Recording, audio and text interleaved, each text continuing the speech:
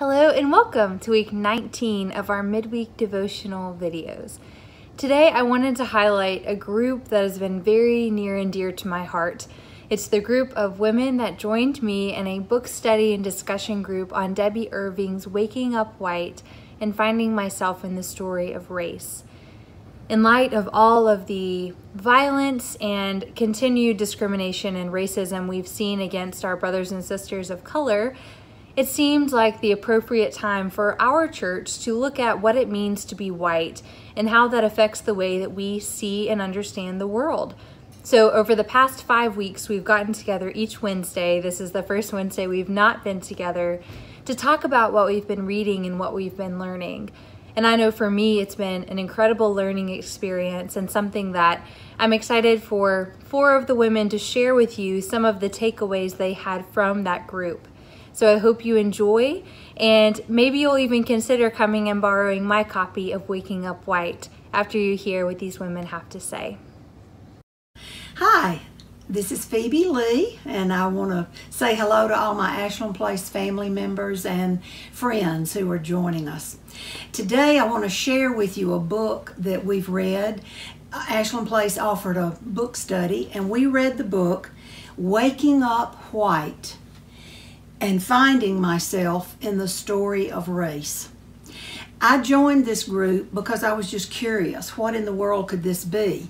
Did it mean somebody went to bed one color one night and woke up the next morning white?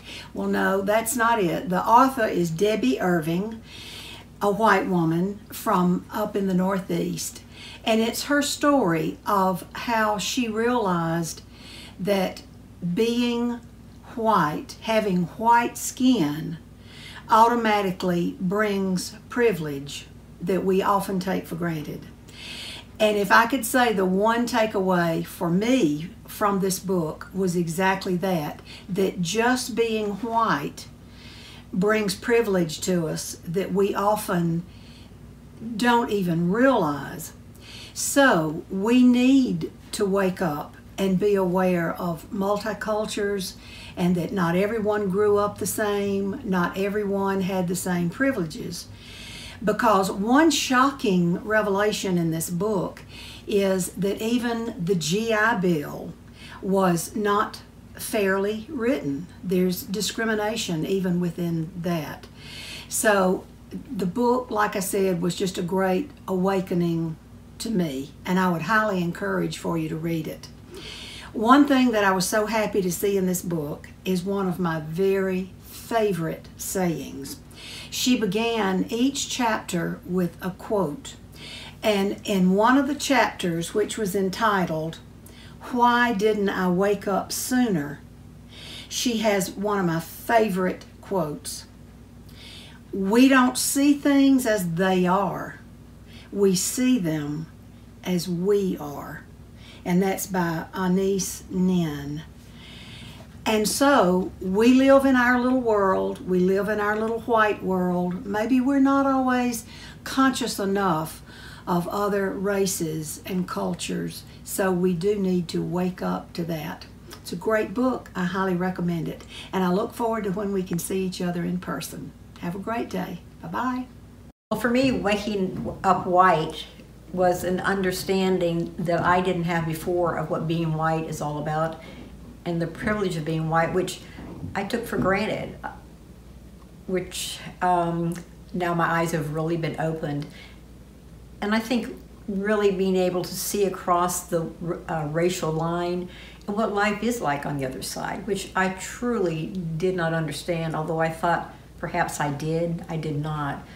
So the book and the class together has really been a opening of my eyes and a new reality, and I would never go back again. Hi, I'm Kathy, and I just finished a study with fellow church members and Kristen Wright called Waking Up White. And although I started it because I have an ongoing interest in racial justice, I did not expect to learn anything particularly new. However, I did. I learned that the GI Bill and housing after World War II were the objects of systemic racism, although I did not know it before now. And I'm talking in particular about redlining, which realtors at that time would put a red line around a neighborhood that was undesirable. And it usually meant it contained people of color. So I was a little shocked, even though I knew I had always grown up in neighborhoods with people that looked like me. I just assumed that it wasn't deliberate.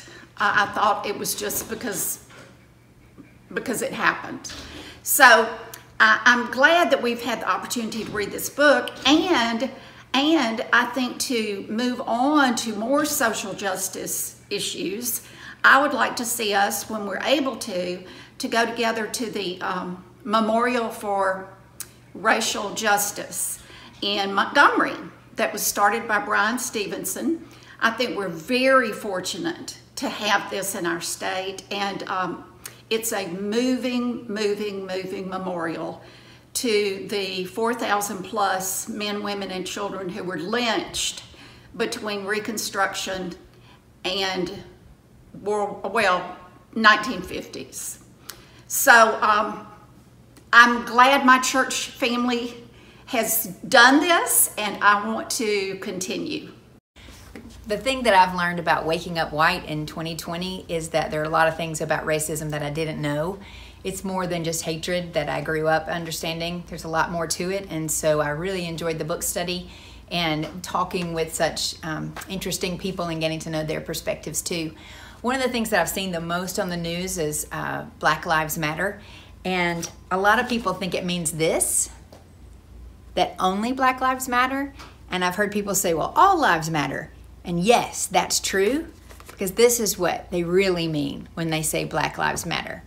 I've learned that all people, regardless of their skin color, their ethnicity, their gender, or their socioeconomic status, are made in God's image and likeness, and they have inherent worth and dignity. So as you can see, there's been a lot of learning and growth that has taken place over these last 5 weeks. And we don't intend to stop here with our conversations about racial justice and advocating for all humans, all people.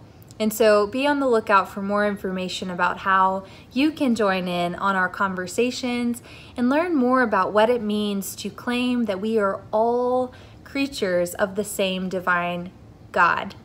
And so our song today is by our Director of Traditional Music, Jennifer Bemis. It's a piano piece, All Creatures of Our God and King. And so I invite you to find a comfortable place and let this melody wash over you as you meditate on the learning and growth you've heard about, and maybe consider what God might be calling you to do. So we invite you to receive this song of worship now.